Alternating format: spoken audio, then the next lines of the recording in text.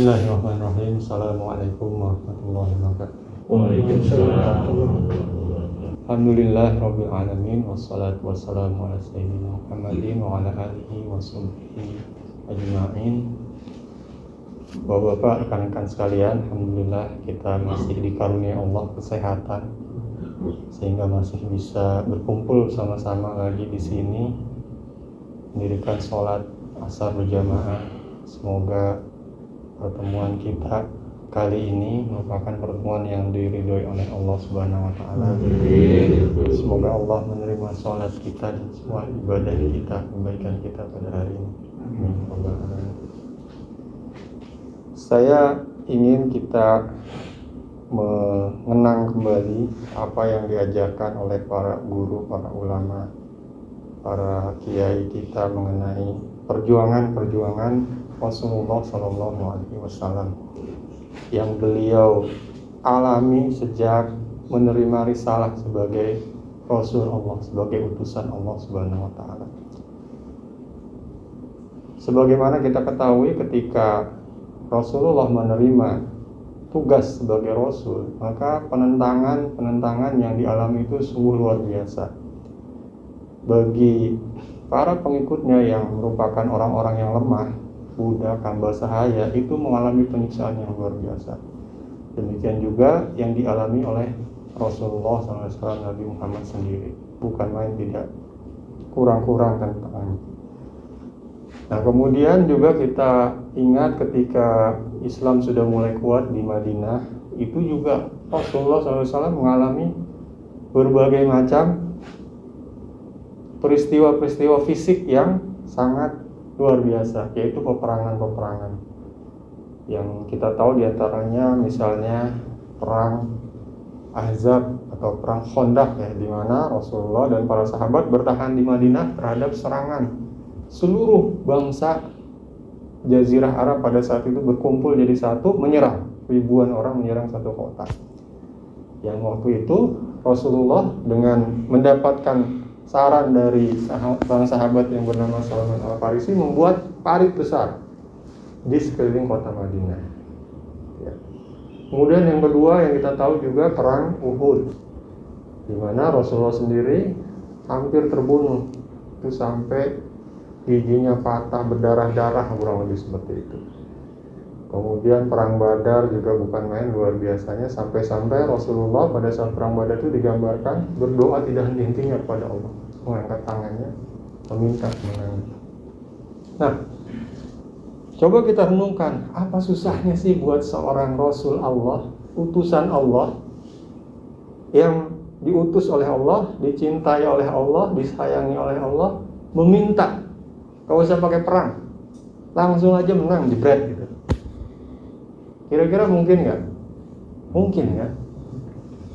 Bisa aja. Bahkan semuanya kalau Allah mengendaki tanpa ada apa-apa pun, semuanya kemudian jadi Islam, jadi seperti yang dihendaki Allah, selesai. Bisa. Tapi di sini kita lihat, inilah ibrah dari apa yang terjadi ketika yang dialami oleh Rasulullah, bahwa perjuangan itu, melakukan sesuatu itu untuk mencapai sesuatu itu satu keharusan. Bukan tiba-tiba membalikan telapak tangan selesai, tidak. Tapi Allah menunjukkan melalui apa yang dialami oleh Rasulullah bahwa melakukan suatu usaha untuk mencapai tujuan itu merupakan satu sunnatullah, gitu ya. Gitu. Strategi-strategi itu juga merupakan satu keniscayaan, sesuatu yang harus ada itu dalam suatu perjuangan. Seperti yang digambarkan oleh sirah di dalam strategi perang Khandaq, membuat parit. Kemudian strategi perang Uhud, menempatkan pemanah di atas bukit. Kemudian macam-macam, banyak strategi. Yang perang Badar, strateginya apa perang Badar? Yaitu membuat kedudukan atau base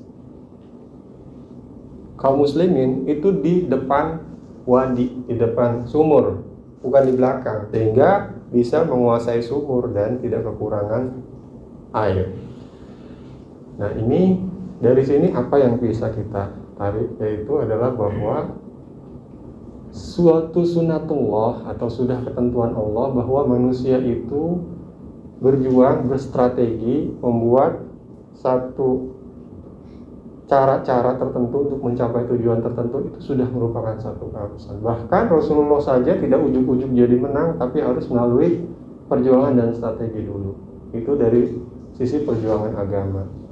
Dalam sisi hal yang lain juga sama. Contohnya di dalam pengobatan ya, Rasulullah itu juga mengajarkan, atau ketika ditanya oleh seorang sahabat, apakah masih perlu berobat ya Rasulullah? Iya, berobatlah, kata Rasulullah.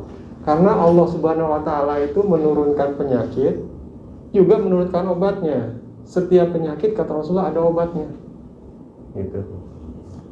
Ma anzalallahu da'an illa anzalahu syifaan. Tidaklah Allah menurunkan satu penyakit, kata Rasulullah, kecuali menurunkan juga obatnya. Tapi ada satu, katanya ya Rasulullah bilang, nggak ada obatnya. Itu penyakit apa? Kalau kematian selesai. Gitu. Nah ini sakit apa? Penyakit tua, kata Rasulullah. Jadi itu satu keharusan ya, kita berstrategi. Nah ini kita bisa ambil pelajaran bahwa di tengah-tengah kondisi seperti sekarang, pandemi ini, kita berstrategi untuk melawan kondisi ini, itu suatu sunatullah juga. Tidak boleh kita menyerah begitu saja, ya sudah tertular lah, nggak boleh. Gitu. Kita harus berstrategi bagaimana caranya bertahan hidup. Dulu wabah juga ada terjadi ketika zaman Rasulullah, dan Rasulullah mengatakan pada saat itu dulu, jika ada satu daerah yang terkena wabah, maka yang ada di dalam situ tidak boleh keluar, dan orang yang di luar tidak boleh masuk. Itu strateginya yang dibuat oleh Rasulullah. Jadi strategi itu bukan suatu hal yang tabu ya, bukan suatu hal yang aneh, merupakan suatu kewajaran, keharusan bahkan yang dicontohkan juga oleh Nabi kita Muhammad SAW. Nah, ayo sekarang kita punya strategi nih menghadapi pandemi ini. Saf-saf kita ini agak dijarang-jarangkan. Nah, kalau yang seperti ini kira-kira analoginya kalau zaman Rasulullah strateginya yang mana? Yaitu ketika perang, Pak. Ketika perang, cara sholatnya itu agak sedikit berbeda. Dibuat dua saf. Yang satu sujud, yang satu masih tegak. Begitu gantian. Jadi tidak semuanya sujud bisa dihajar sama musuh gitu kalau seperti itu. Nah, strategi ini merupakan suatu hal yang memang dicontohkan oleh Rasulullah untuk menjamin atau menjaga kelangsungan hidup kita. Kita punya strategi, protokol baik di sini ataupun di luar ataupun di mana saja. Itu merupakan strategi yang secara agama kita itu sama sekali tidak bertentangan dengan apa-apa, dengan ajaran agama tidak. Ada yang mengatakan, oh saya tidak takut sama COVID, saya takut hanya kepada Allah gitu. Seperti itu gimana? Tantangan takut sama kereta nggak? Gitu ya. Coba berdiri di rel. Apakah itu yang diperintahkan, dicontohkan? Tidak. Tetap kalau ada bahaya dihindari. Gitu. Bahkan Nabi pun menghadapi serangan orang-orang yang hendak membunuhnya itu punya strategi dan dihindari gitu. Ingat waktu kemudian dikepung rumahnya, terus siapa yang tidur di ranjangnya? Ali kan? Nah itu suatu strategi. Kenapa enggak? Udah kalau Allah mengendaki, saya nggak takut sama orang kafir, mau kepung semuanya silakan. Nah, saya takut sama Allah, tidur aja gitu. Ternyata nggak gitu Rasulullah. Diatur di strategi, digantikan oleh Ali sehingga tidak terlihat dia keluar dan sebagainya. Jadi seperti itu. Ya, jadi sekali lagi kita sebagai seorang mukmin, seorang muslim, jangan terpedaya atau jangan tergiur oleh pemikiran-pemikiran yang seolah-olah hebat, seolah-olah gagah, padahal itu tidak sesuai bahkannya dengan apa yang dicontohkan oleh Rasulullah SAW.